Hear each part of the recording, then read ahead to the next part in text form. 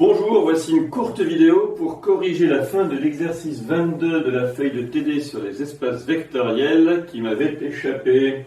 Alors, je vous rappelle l'énoncé. P et Q sont deux projecteurs de grand E. E est un K espace vectoriel.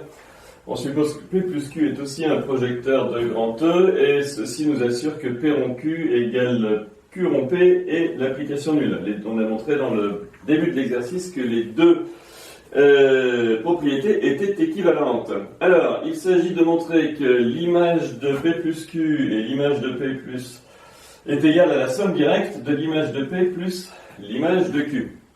Alors, il faut déjà montrer que c'est la somme. Après, on s'occupera de l'intersection, par exemple, pour montrer que la somme est directe. Alors, il y a une inclusion qui est évidente. Regardez, si je prends x dans l'image de P plus Q, x par définition s'écrit P plus Q de U, où U appartient à grand E. Oui, mais alors x, par définition de P plus Q, c'est P de U qui est où, lui? Qui appartient à l'image de P, plus quelque chose qui est Q de U qui appartient à l'image de Q. Et donc x est dans l'image de P plus l'image de Q. Vous voyez que si x est dans l'image de P plus Q, alors il est dans l'image de P plus l'image de Q, autrement dit l'image de P plus Q est incluse dans l'image de P plus l'image de Q. Mais, regardez, ça c'est vrai pour toute application F. On n'a pas utilisé le fait que P plus Q était particulier là.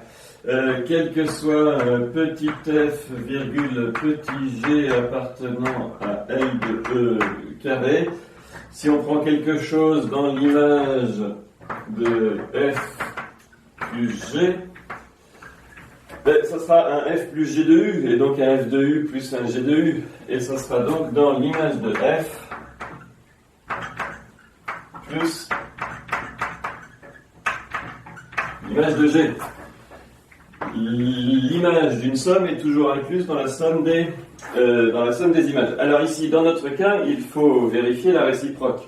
On prend donc x dans la somme des images, image de P plus image de Q. Alors, par définition, x est de la forme un vecteur de l'image de P, c'est-à-dire un vecteur de la forme P de U, plus un vecteur dans l'image de Q, c'est-à-dire un vecteur de la forme Q de V, U et V étant des vecteurs de E. Et ce que l'on souhaite montrer, c'est que x, c'est P plus Q de la même chose. Alors l'idée, comme souvent, quand on a des projecteurs, c'est de composer par P ou par Q. Regardez, si on calcule P de x ici, alors ça fait P rond P de U, P rond P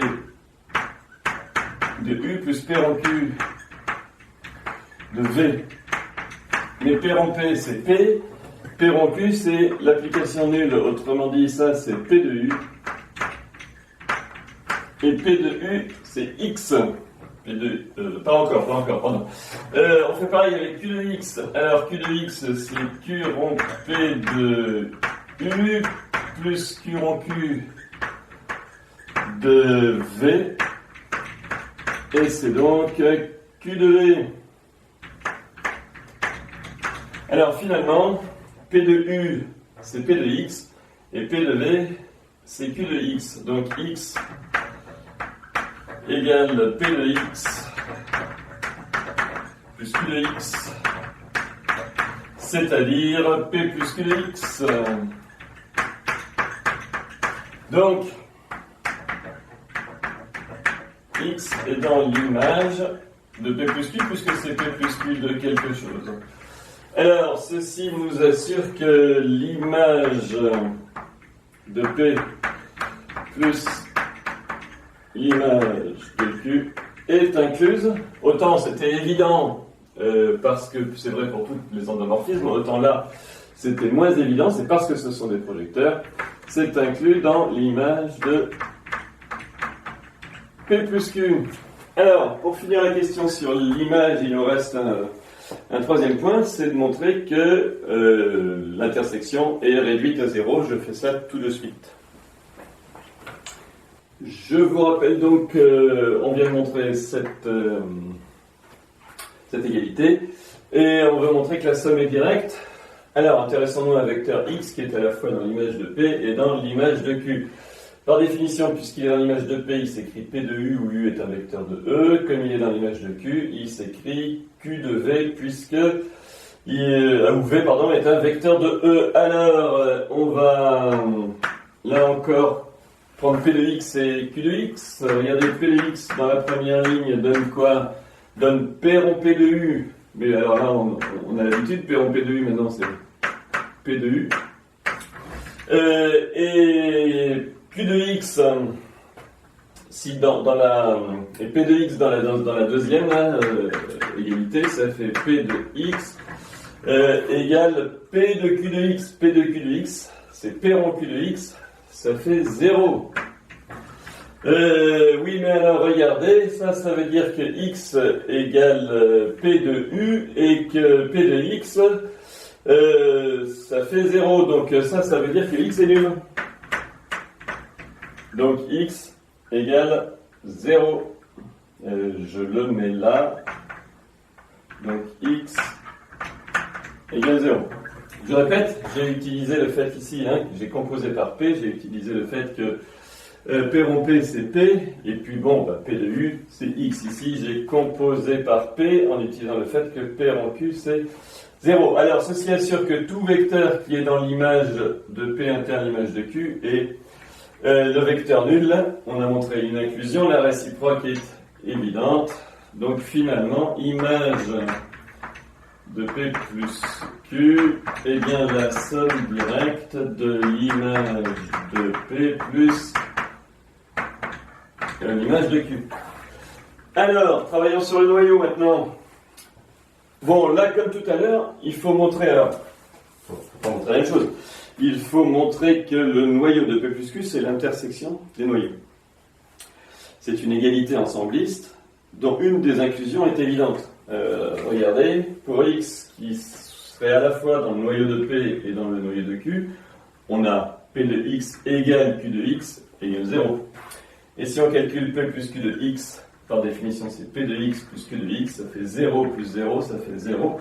Donc X appartient à noyau de P plus Q. Autrement dit, l'intersection des noyaux est incluse dans le noyau de la somme. À retenir, ça c'est vrai pour toute application, pour tout endomorphisme, c'est vrai ça, quel que soit. Appartenant à L de E carré, le noyau de F inter le noyau de G est inclus dans le noyau de F plus G.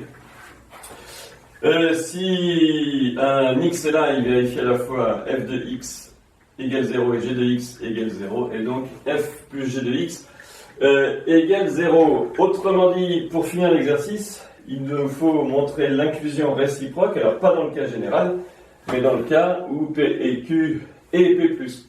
Alors P et Q sont des projecteurs, P rond Q et Q rond P, c'est l'application nulle. Je fais ça pour finir.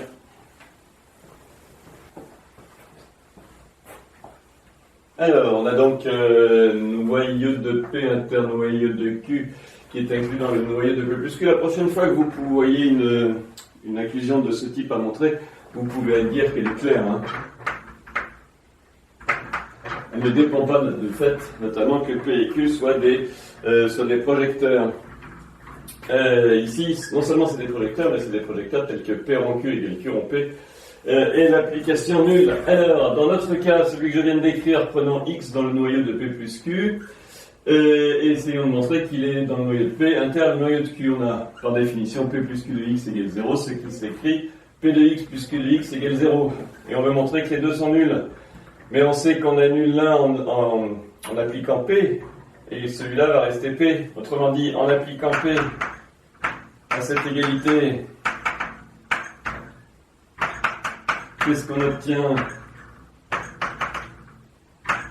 Alors, à droite, P rond P de X, ça fait P de X, plus P rond Q de X, ça fait 0, égale P de 0, toute application appliquée à 0, ça fait 0, donc P de X égale 0 de même, en appliquant Q, on obtient Q de X égale 0. Ainsi, notre vecteur x est dans le noyau de P et dans celui de Q. Finalement, le noyau de P plus Q est inclus dans le noyau de P inter le noyau de Q, ce qui donne finalement le noyau de P plus Q égale le noyau de P plus le noyau de Q. Voilà qui termine cette vidéo de complément. À bientôt.